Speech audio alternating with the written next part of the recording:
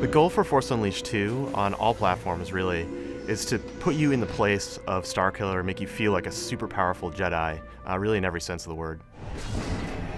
For the Force Unleashed 2, we actually focus on two things. One is a core story, and the core story across all the platforms is pretty much the same thing. But when it came to the gameplay experience, we wanted to make sure that each platform was treated with its uniqueness. Each platform has strengths, and we wanted to play off of all those strengths so that each one had a way to express how to be the most badass Jedi in the universe. So for example, for the Xbox 360, or the PlayStation 3, or the PC, we really focused on improving the previous experience. One of the things that we added, for example, is a brand new feature called Force Fury, where you can actually grip AT-STs and crush them and turn them into bombs. All Force powers have received this new skin to them, so they all feel brand new. We've also added new Force powers, like Mind Trick, where you can literally trick your enemy into becoming your ally and having them fight against each other. Another feature that we added is Dual Saber. The cool thing about that feature is that it really allows us to have different kind of combos, large sweeping and much more acrobatic. We have a much better rendering system, so the view and the colors of the world are richer than ever.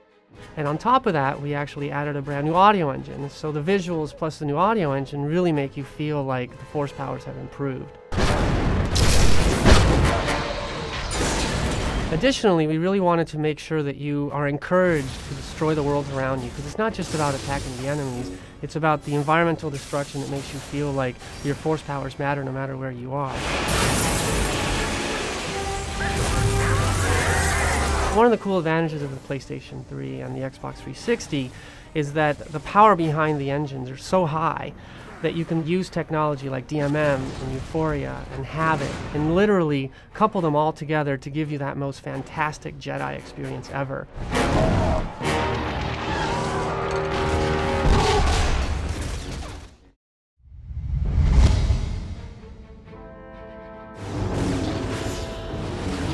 On the Force Unleashed 2 on the Wii, we really want to take advantage of what the Wii has to offer, and really that is controls. The great thing about the Wii Remote is that you can interact directly with the screen, and we designed the controls around being able to precisely control your powers, specifically Force Grip and Force Throw. So you can use the Wii Remote, you can use the UV pointer, and you can grab specific guys on the screen and actually carry them around using the Wii Remote itself. You can use it for your Force powers directly, it's very precise in that way. And then we have a lot of the other powers mapped onto it. It's easy to feel powerful in this game. So in the Force Unleashed 2, of course, Starkiller has dual lightsabers. And that really opens up the possibility of doing crazy lightsaber combos.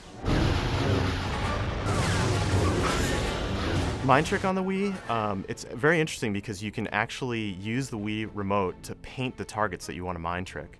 So you use the UV pointer, and you say, I want to Mind Trick that guy, and they actually will fight with you. You will shoot your friends. Fighting is the only thing I've ever been good for. One of the features we're really excited about is the 4-player multiplayer. You can get 4 people playing simultaneously as different Star Wars characters. So you can have Darth Vader fighting Starkiller, for example, and you can have Darth Vader, you know, choking Starkiller, and as soon as he gets out of it, Starkiller hits him with lightning.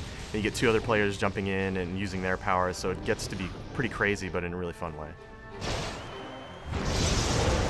Force Rage is a little different on the Wii.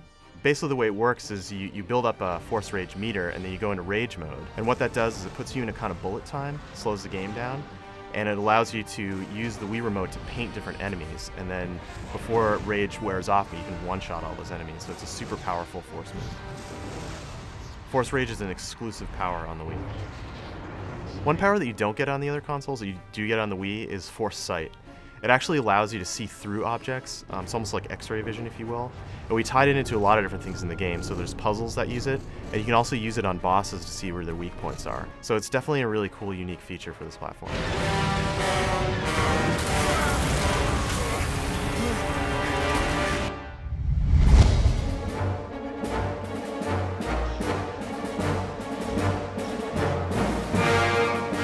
Star Wars: The Force Unleashed 2, what's really special about it is a few things.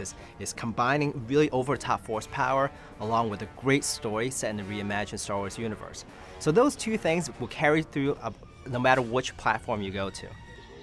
We've taken what's special about the DS to really develop a game unique to that platform.